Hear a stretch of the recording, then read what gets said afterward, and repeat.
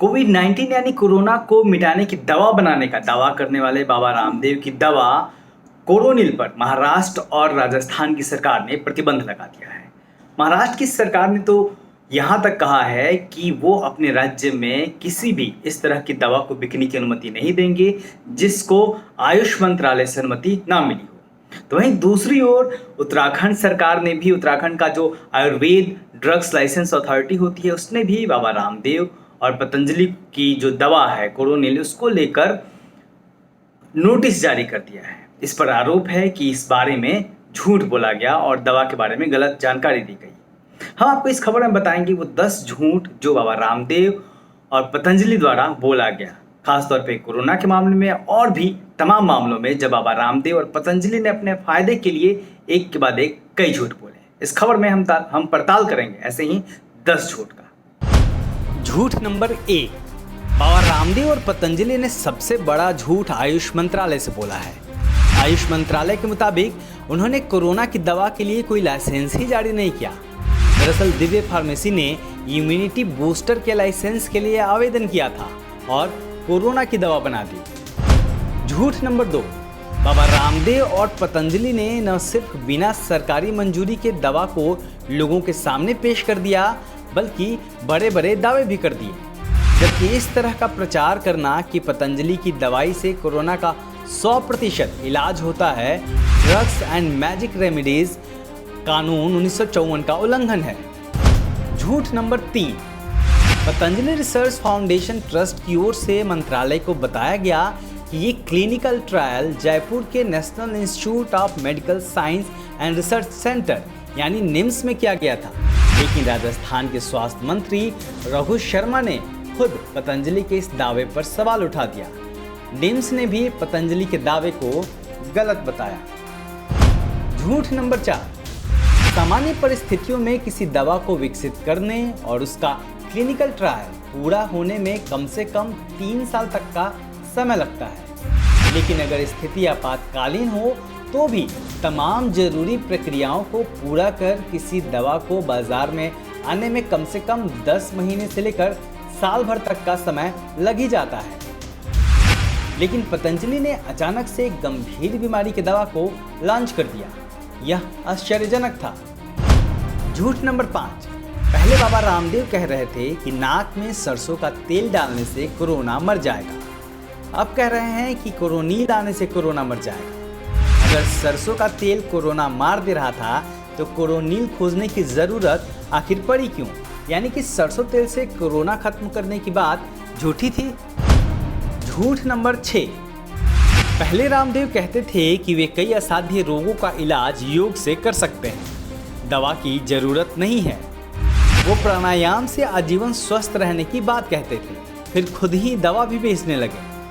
लेकिन खुद बीमार होने पर रामदेव अस्पताल में भर्ती हुए। न उनकी अपनी दवाएं काम आई और ना ही योग। झूठ नंबर 7, पहले बाबा रामदेव चैनलों पर बताते थे कि मैगी पास्ता आदि खाने के परिणाम बेहद गंभीर होते हैं। फिर बाबा खुद मैगी से लेकर मसाला तक सब बेचने लगे। इसका मतलब यह हुआ कि मैगी और पास्ता के बारे में वह गलत प्रचार कर रहे थे, यानी कि झूठ बोल रहे थे। झूठ नंबर 8, बाबा रामदेव ने एड्स का इलाज करने का दावा किया था। ऐसी दवा बनाने का भी दावा किया था जिससे महिलाएं सिर्फ पुत्र को जन्म दे सकती हैं। उन्होंने कैंसर के इलाज का भी दावा किया था, लेकिन इंडियन मेडिकल एसोसिएशन ने इसकी निंदा की थी।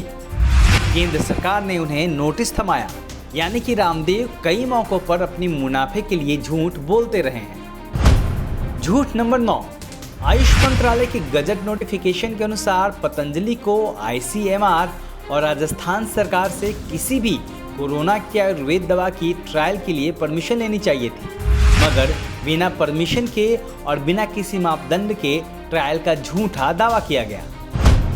झूठ नंबर 10, बाबा रामदेव ने 7 दिन के अंदर 100% रोगियों के रिकवरी का दावा भी किया।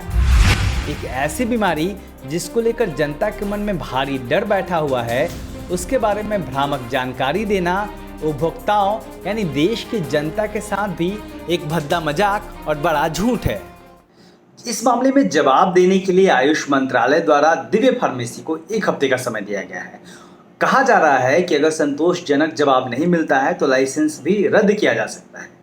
आयुष मंत्रालय का नोटिस मिलने के बाद जो बालकृष्ण है, आचार्य बालकृष्ण पतंजलि दिव्य फार्मेसी जो है, उसकी तरफ से तमाम रिपोर्ट भी दी गई है, तमाम जानकारियां दी गई हैं आयुष मंत्रालय को। लेकिन बड़ा सवाल यह है कि जो झूठ बोला गया कोरोना की दवा के बारे में, और कोरोना एक ऐसी बीमारी है आज के वक्त में जिसको लेकर पूरे देश में, पूरी दुनिया में एक दहशत का माहौल है और लोग लगातार डर के माहौल में जी रहे हैं। ऐसे में जब एक दवा के बारे में जो झूठ बोला गया है पतंजलि द्वारा, दिव्य फार्मेसी द्वारा और रामदेव द्वारा, तो क्या इस कंपनी पर या फिर रामदेव पर 420 यानी धोखाधड़ी का मुकदमा दर्ज नहीं होना चाहिए?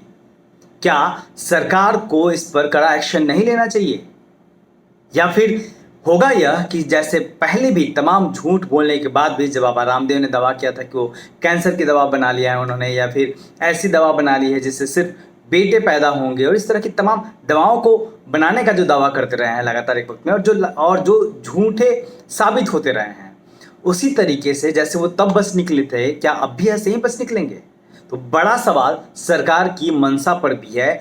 बड़ा सवाल ये भी है कि सरकार इस पूरे मामले को किस तरीके से देखती है, किस तरीके से लेके चलती है। क्या सरकार सही में जो देश की जनता से, जो उपभोक्ताओं से झूठ बोला गया, उस पर कोई कड़ी कार्रवाई करेगी रामदेव के खिलाफ और उनकी पतंजलि के खिलाफ, दिव्य फार्मेसी के खिलाफ, या फिर जैसे रामदेव सरकारी शह पर पहले भी बच के निकलते रहे हैं, इस बार भी बच जाएंगे?